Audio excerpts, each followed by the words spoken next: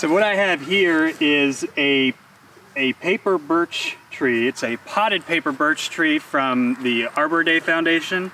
I cannot buy these trees around here because they're hard to grow down south, but I have a feeling that it's going to do fine here, especially as an ornamental tree where I can care for it for the first few years of its life until it adapts. I am also putting it in an area where it's going to get mainly afternoon sun, at least 4 hours of afternoon sun. It's not going to have sun all day long. Paper birch can handle a little bit of shade as long as you give it 4 hours of sun. And if you're planting these down south, I would suggest you try and cut back on that sunlight just a little bit so that they don't get burnt out in the heat of the summertime. And I'd plant it somewhere where you can easily water it. So the potted plants from Arbor Day come in the same type of box as the bare root plants, but you'll have one per box. And then you'll have these little slits at the bottom. You open the box from the bottom and pull the plant out. The pot of the plant's down here. These slits help hold it in place from moving around and damaging the pot. So when you pull it out of your box, this is pretty much what it's going to look like. And this is a tree that can handle a little bit of drought, but it prefers moisture and it prefers well-drained soils. Nothing out here is really well drained, but it can grow in clay. It can grow in a lot of different soils. Again, it's one of those things where as long as you get enough of the growing characteristics in place for this tree, it should do pretty well. So I'm going to be putting this tree right about here. It's within, I don't know, about 8 feet of our dry creek bed, which will probably expand a little bit as we add rock. It gives it some good sunlight.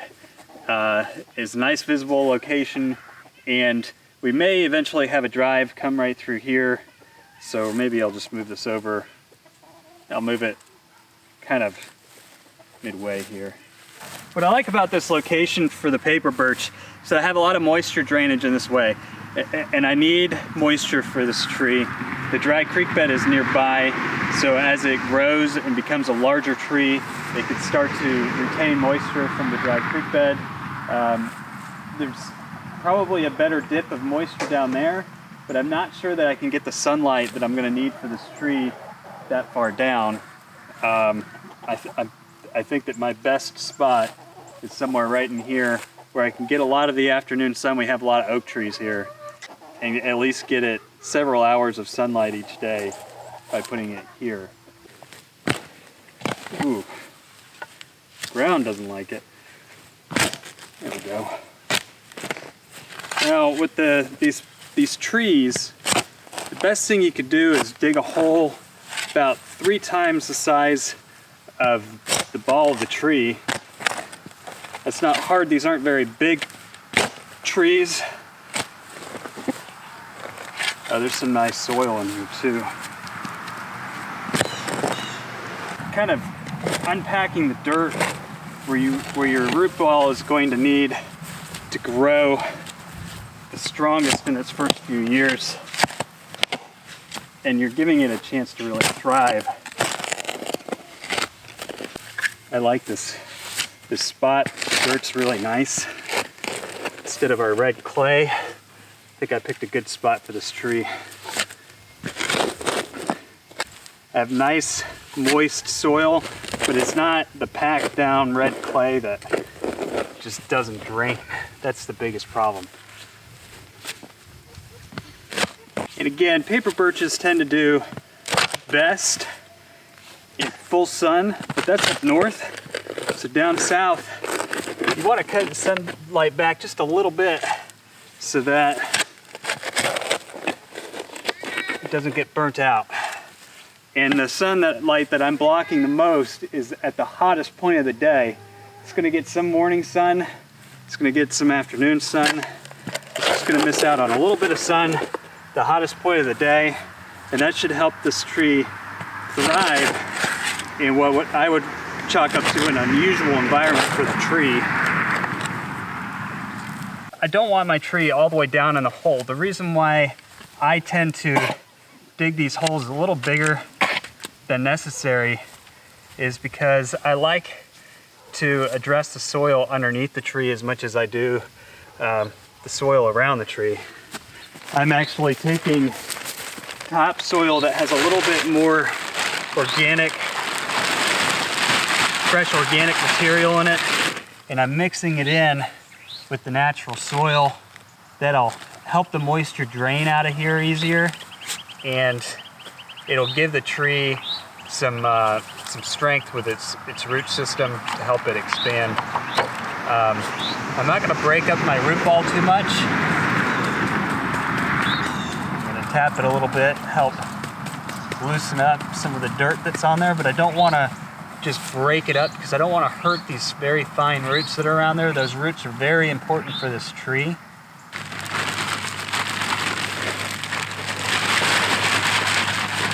In an open bag while it was raining, so it's very, very moist topsoil, which is good. It'd be moist by the time I'm done with this anyway, because I like to water these trees in. Even though it is dormant right now, it just helps the soil get any air pockets out of it and just kind of soak everything in around the roots. So again, I made this hole significantly larger than our little pot, and I've mixed in some topsoil. Even though our natural soil to this area appears to be really nice soil, that topsoil is just going to help give this tree a little bit more of an advantage.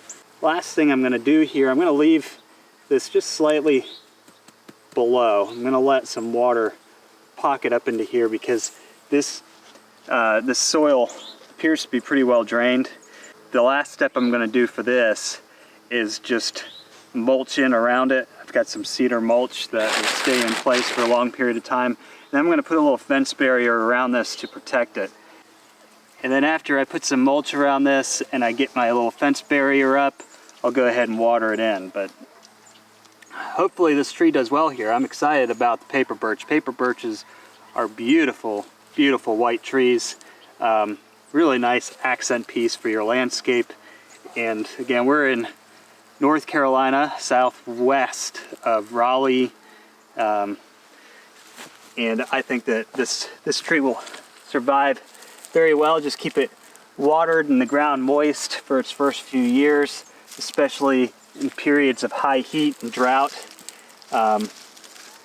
It could handle a little bit of drought, but it's the heat that could end up doing this tree in. I wouldn't plant this tree close to a house because it is a little more brittle or near power lines. Ice and heavy winds can easily break branches on this tree, so if you're going to do this, definitely keep it away from any potential buildings or anything where if a limb gets damaged in a storm, it could damage part of your property. You don't want that, but they're beautiful trees.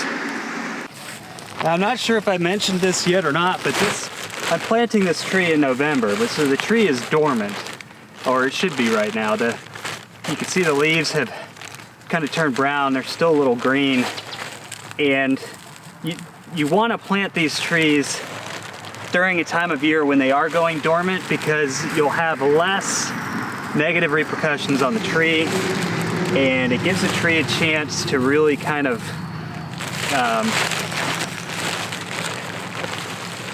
soak into its new environment before its growing season. If you put this in an area or you put fertilizer on it or anything that's going to spark it to grow, you could hurt the tree. So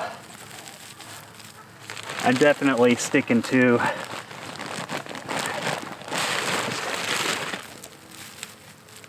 keeping this tree as dormant as possible until the spring, and let it just slowly adjust to its new growing conditions here. I need to conserve on my mulch because I have several other trees I'm planting, but I'll probably add a lot more mulch to all of these trees in the springtime before we start heading into the summer, so that I can help protect the roots from heat. This mulch, these trees, because they're northern trees, you don't have to worry too much about frosts, but the mulch will help keep the ground moist underneath them. There are some trees, native trees, sometimes I don't mulch them at all. I just kind of put them in the ground, like our red cedars, and just let them have at it. But when you pay money for a tree, you might as well do it right so you don't have to worry about it. So what I just did, it's a couple feet diameter around the tree, several inches thick. Ideally, I'd be going about 3 feet in a diameter and probably about 2.5 there. But that'll be good for this tree for now. And then I'll come in and I'll put my my fence up around here. Okay, so for my fencing around this tree, I am actually using just some of that grass.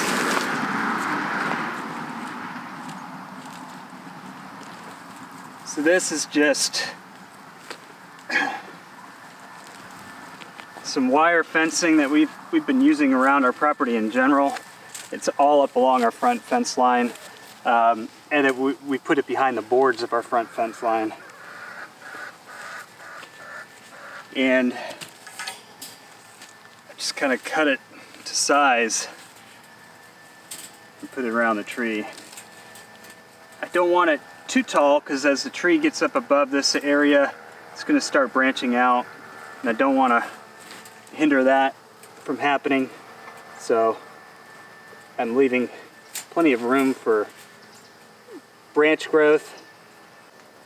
I want it tall enough to deter most animals, rabbits, anything that's going to nibble on this tree as it tries to grow.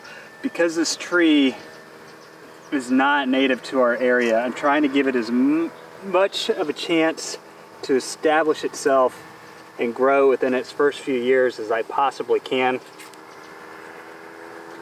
And this fencing really kind of helps to do that. It also keeps animals from peeing on it, like the dogs. And that's it. This tree should have a good chance at survival, especially if I keep it watered. But long term, it's in an area where the ground retains some moisture, so the ground kind of stays moist in this area. Never really seen it get dried out over here. And this tree has a really nice chance at survival right here. So I'm excited to see how this tree does. Got a spot over in this corner I might put some more mulch in. If this tree survives and does well and it thrives, we'll probably add some more paper birches to our property. They're just really beautiful trees, especially when they get bigger. But I didn't want to spend a whole lot of money. I wanted to try one out and see how it did. This is a northern tree, and it does okay in colder parts of